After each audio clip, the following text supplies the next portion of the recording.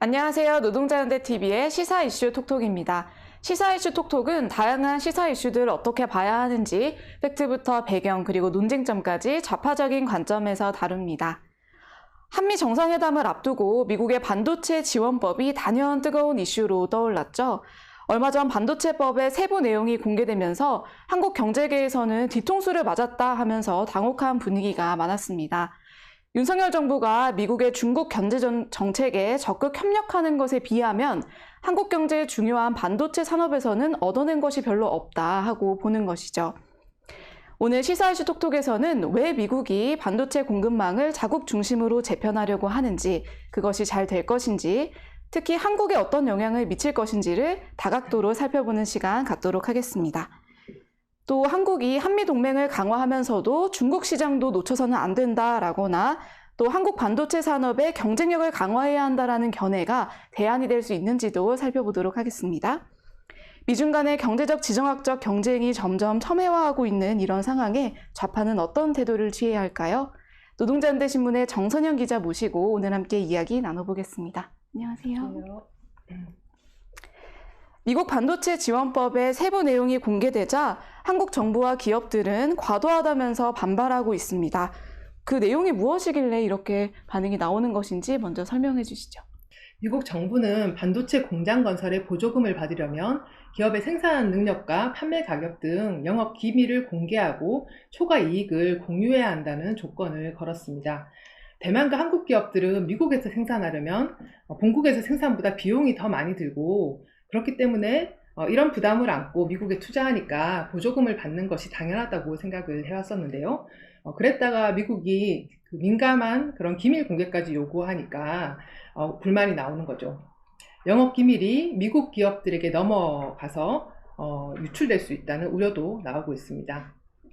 중국 반도체 공장에 신규 투자를 금지하는 것도 불만 사항입니다.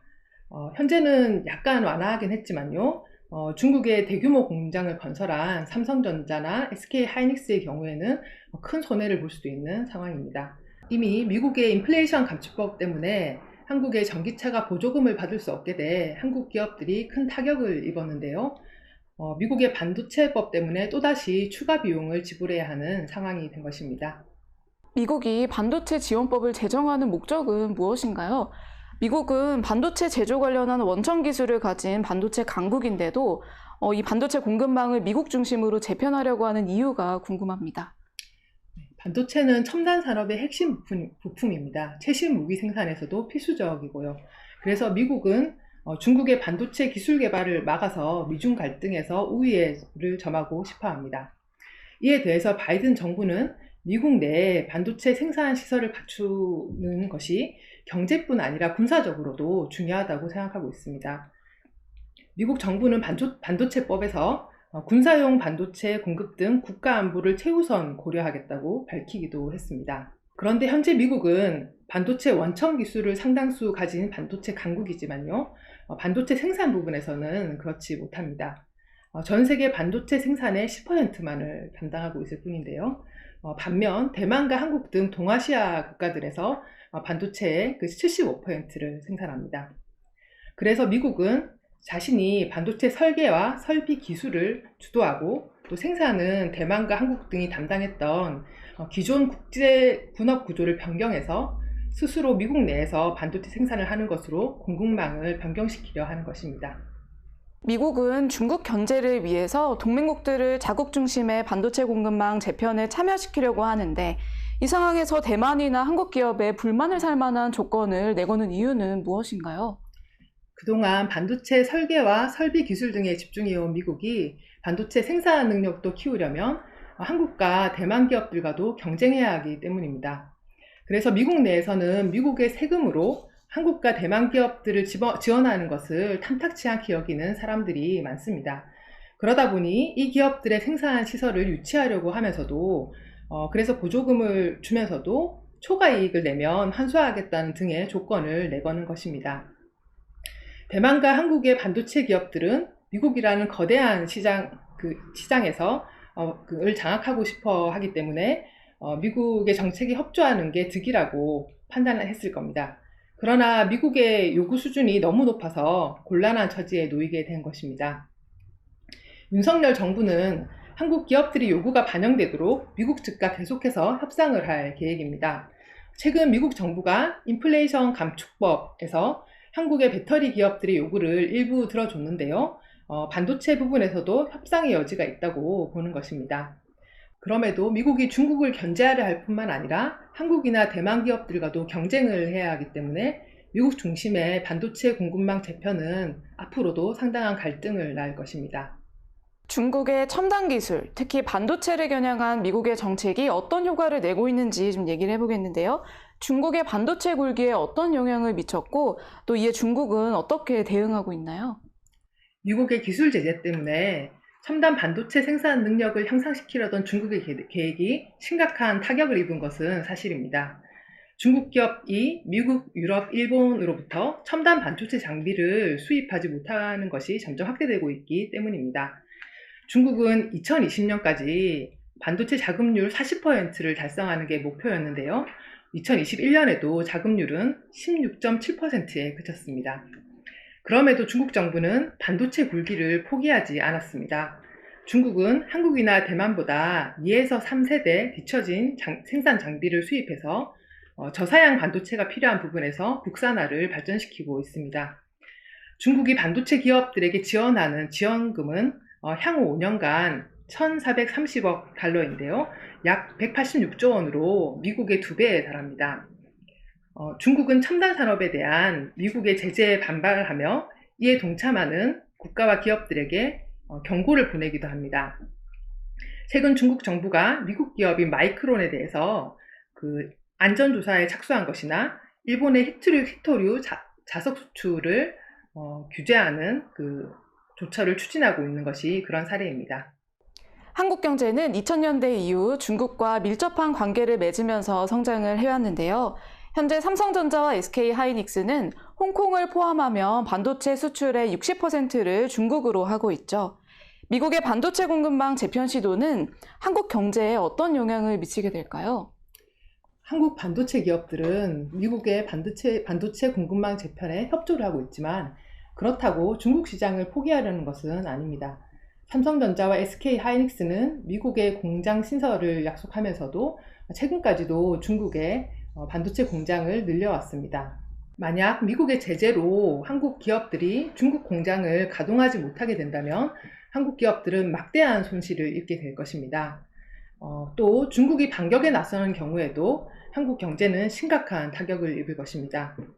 한국은 중국의 80% 이상 의존하고 있는 수입품 수가 1,850개나 되기 때문에 2021년 요소수 공급 부족 사태와 같은 일이 여러 분야에서 더 심각하게 재현될 수 있는 것입니다. 그래서 한국의 기업주들은 미국의 반도체 공급망 재편에 협조를 하면서도 그 대가로 미국의 양보를 이끌어내서 중국과의 경제적 관계도 계속 유지하는 방향을 계속 찾고 있는 것입니다. 최근 한일 관계 정상화 이후 미국이 일종의 보답으로 한국의 반도체 기업의 대중국 투자 규제를 일부 완화해 줬는데요.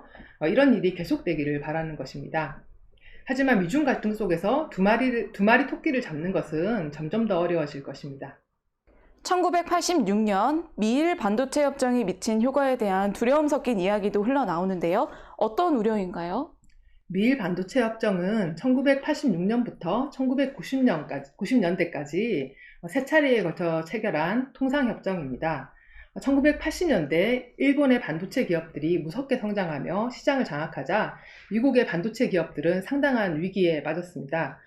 그러자 미국은 보복 관세 등을 무기로 일본을 압박해 일본 반도체 시장을 개방하게 하고 반도체를 저가에 팔지 못하게 했습니다.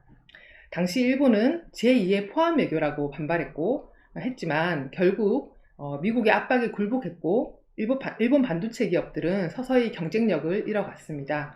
쉽게 말해 최근 미국이 중국을 상대로 하는 이런 제재와 같은 것을 1980년대 일본을 상대로 먼저 했던 것입니다. 현재 한국의 지배자들은 미일 반도체 협정 같은 일이 한국을 상대로도 벌어질 수 있다고 우려합니다. 미국의 공급망 재편에 협조하지 않으면 보복을 당할 수 있다는 것이죠. 그래서 어느 정도 비용을 감수하더라도 미국의 공급망 재편에 협조하면서 중국 시장에서 영향력을 유지하는 대가를 얻어내고 싶어 합니다. 미국과의 동맹을 강화하면서도 중국 시장도 잡겠다는 것이 미중 갈등이 이렇게 심화하는 상황에서 현실성이 있을까요? 사실 미국과의 동맹을 강화하면서도 중국 시장도 놓치지 않겠다는 이런 한국 지배자들의 소망은 점점 더 설 자리가 약해지고 있습니다. 미중 갈등의 격화로 미국 아니면 중국 중 하나를 선택해야 한다는 그런 압력이 점점 커지고 있기 때문입니다. 이런 추세 속에서 윤석열 정부는 미국의 중국 견제에 확고히 동참하는 방향을 강화하고 있습니다. 강제동원 한일 합의 문제에서 우리가 분명히 봤듯이 말입니다. 그러나 윤석열 정부도 중국 시장을 버리려는 것은 아닙니다. 윤석열 정부는 한미일 동맹 강화를 통해서 안보를 보장받고 미국 주도의 현 국제 질서 속에서 위상을 높이려 합니다. 경제적으로도 한국은 미국이 중국의 첨단 산업을 발전을 억제하는 것에서 반사이익을 얻으려고 합니다. 그러면 한국이 중국과의 기술 격차를 유지하고 중국 시장의 점유율도 높이는 수 있다고 보는 것입니다. 이것은 얼핏 보면 멋진 전략 같습니다. 하지만 모순이 심각합니다.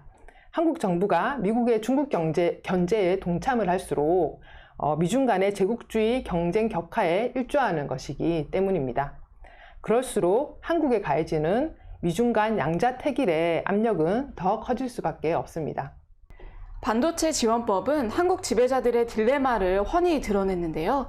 이런 딜레마는 국내 정치에 어떤 파장을 낳을까요?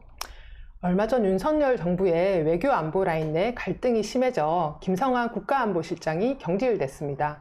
한미 정상회담을 불과 몇 주 앞두고 벌어진 심상치 않은 일이었는데요.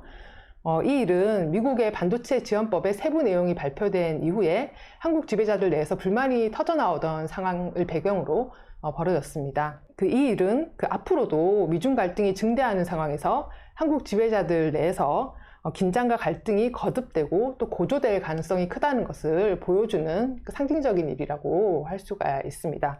지금 경제계는 윤석열 정부가 한미 정상회담에서 반도체법과 인플레이션 감축법과 관련해서 좀 더 많은 것을 얻어와야 한다고 주문하고 있습니다.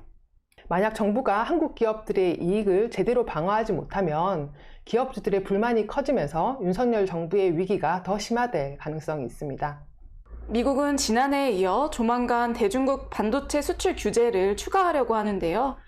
지난 수십 년 동안 세계화가 엄청난 속도로 진행되면서 국제 분업 구조가 발전한 상황에서 미국의 반도체 공급망 재편과 또 중국 수출 규제가 잘 될 수 있을까요? 또 이는 전 세계에 어떤 효과를 미치게 될까요? 미국의 정책이 중국에 상당한 타격을 주긴 했지만 미국의 반도체 공급망 재편과 중국에 대한 수출 규제는 많은 난관이 있습니다. 지적하신 것처럼 지난 수십 년 동안 반도체 설계, 소재, 장비, 생산 영역 등에서 국제 분업이 상당히 발달해 있는데요. 그래서 미국 정부가 유무형의 규제를 하고 보조금으로 생산 시설을 미국으로 옮기려 해도 기존 공급망을 무시하는 것은 결코 쉬운 일이 아닙니다. 그러다가 자칫 미국 기업 전반이 경쟁력에서 타격을 입을 수 있기 때문입니다. 게다가 한국과 대만 기업뿐 아니라 일본이나 유럽 기업들 그리고 미국 기업들 자신도 여전히 중국을 매력적인 시장으로 여기고 있습니다. 얼마 전 삼성 이재용과 SK 채태원이 반도체 투자 문제를 논의하러 중국을 방문했었는데요. 같은 기간에 미국의 애플과 퀄컴 그리고 유럽의 지멘스와 BMW, 벤츠 등도 벤츠의 사장 등도 중국을 방문했습니다. 미국이 다른 나라 기업들을 중국 시장에서 떼어내려면 그만한 대체 시장을 제공해야 합니다. 그러나 지금 미국에게는 그럴 여유가 없습니다.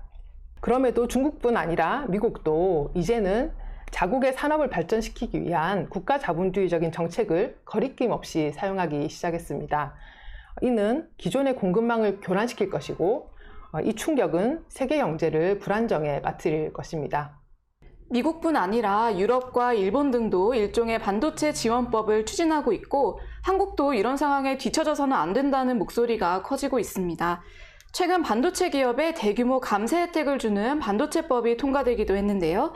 자국 산업 보호와 육성 조처를 어떻게 봐야 될까요? 얼마 전 정부 여당과 여당뿐 아니라 민주당까지 나서서 그 한국의 반도체 대기업들에게 큰 세금 감면 혜택을 주는 K-칩스법을 통과시켰습니다. 이 법으로 인해서 삼성전자와 SK 하이닉스가 얻는 감세 혜택은 향후 5년간 9조 원에 달할 것이라고 하는데요. 반도체 산업이 한국에 중요하니 그 경쟁력을 키우는 게 국익이라는 생각이 마치 상식처럼 돼 있습니다. 그러나 기업 지원을 위한 감세는 생계비 위기로 고통받는 노동자와 서민들에게 복지를 줄이라는 압력으로 돌아올 것입니다. 기업 경쟁력 강화를 위해서 노동자가 희생해야 한다는 논리도 강화될 수가 있습니다. 과연 이것이 국가 구성원 모두의 이익이 될까요? 물론 정부 지원을 받는 산업의 노동자들은 일자리가 늘어나는 등 일시적인 혜택을 볼 수도 있습니다. 그러나 다른 나라들도 자국 기업 지원에 나설 것이고 그러면 결국 국제 경쟁력을 위해서 노동자가 희생해야 한다는 논리가 강화될 수 있습니다. 바닥을 향한 경쟁을 심화시켜서 각국에서 노동 조건과 복지를 압박하는 이런 악순환이 커질 수가 있는 것입니다. 노동조합은 이런 논리를 받아들여 양부 압박에 굴복해서는 안 됩니다. 그것은 국제적 경쟁 강화에 일조할 뿐입니다. 경제 위기가 심각한 지금과 같은 상황에서는 고통 전가에 맞서 노동 조건 방어와 복지를 늘리기 위해서 투쟁해야 합니다. 민주당은 미국의 반도체 공급망 재편과 그 지원법에 대해서 어떤 입장인가요? 사실 민주당 정부 집권 시절부터 이 문제에 봉착을 했었는데요. 민주당도 미국 중심의 반도체 공급망 재편 계획에 협조를 했습니다. 2021년 5월에 문재인과 바이든의 정상회담이 있었는데요. 여기에서 이들은 한미 공급망 태스크포스 구축에 합의했습니다.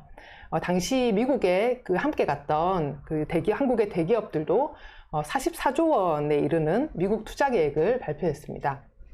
이번에 미국의 반도체 지원법의 세부 내용이 알려지자 민주당은 윤석열 정부에게 한국 기업들의 이익을 위해서 더 잘 협상해라 하고 촉구하는 입장입니다. 물론 민주당은 국민의힘과는 달리 미국과 중국 사이에서 균형 외교를 표방해 왔습니다. 그러나 민주당이 말하는 균형 외교는 결코 미국과 중국 사이에서 공평한 중립을 취하자는 입장은 아니었습니다.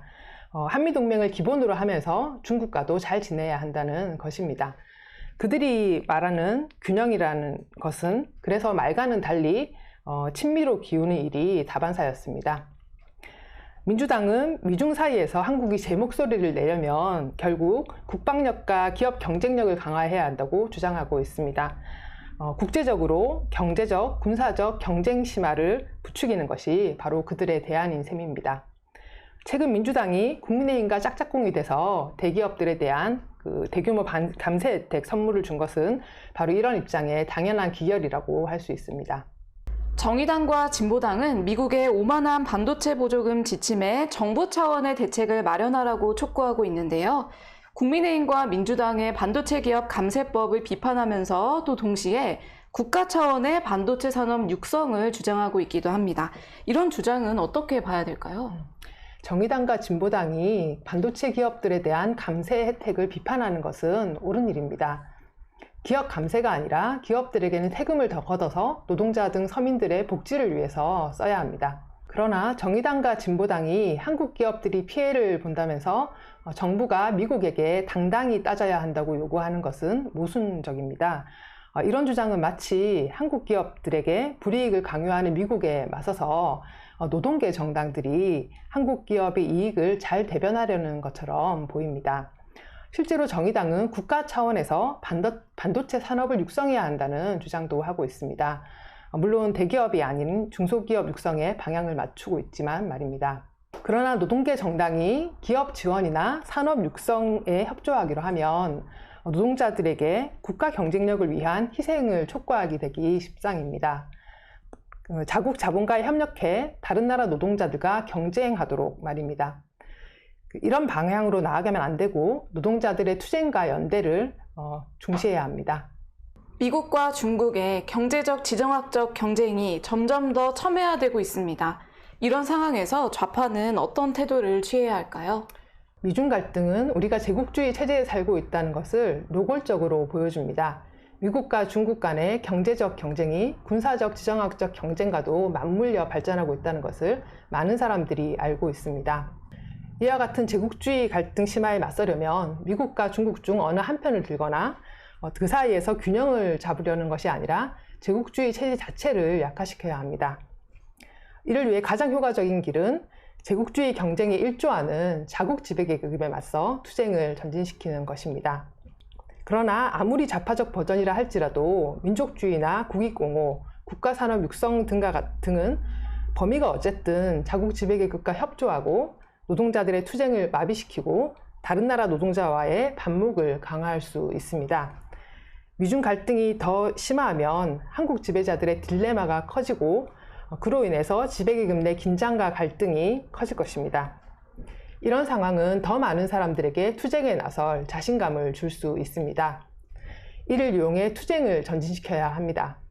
그런 투쟁들이 계급 협조가 아니라 자본주의 체제에 맞서는 방향으로 발전할 수 있도록 도울 수 있는 혁명적 조직을 성장시켜야 합니다. 오늘 유익한 말씀 해주신 정선영 기자 감사드리고요. 오늘 시사이슈 톡톡은 여기서 마치겠습니다.